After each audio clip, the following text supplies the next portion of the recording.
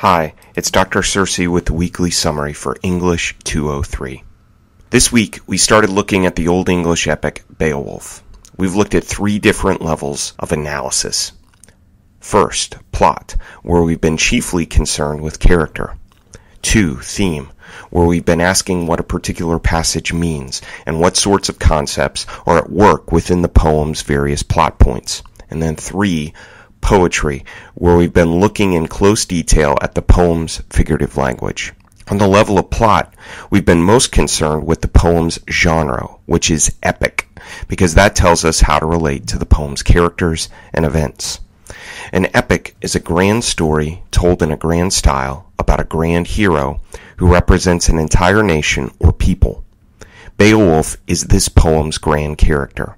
He represents the entire Geat nation within the poem, and for the author of the poem, Beowulf represents the best and worst of Germanic warrior culture.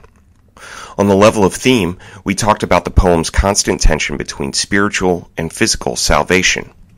Remember, the Beowulf poet was writing about people who didn't live where he did. They were on the European continent while he lived in England. Didn't live when he did. He was writing in the 8th or 9th century while the poem's actions, if they can be linked to any historical events, take place in the 4th or 5th century. And he didn't believe what they believed. He was a Christian and they weren't. As a result, we see the poet constantly struggling to balance his respect for his characters, that is, their physical feats, with his regret that they did not ultimately trust the Christian God, their spiritual shortcomings. Finally, on the level of poetry, we talked about figurative language, a deliberate twisting of normal, descriptive language. The Old English poetry we're reading is famous for 2 kinds of figurative language, the kenning and litotes. The kenning replaces a noun with a hyphenated 2-word noun. The first word is related to the replaced word, and the second is a metaphor.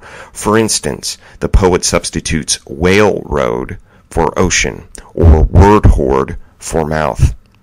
Litotes is ironic understatement, not a lie, but a deliberate attempt to undersell the truth.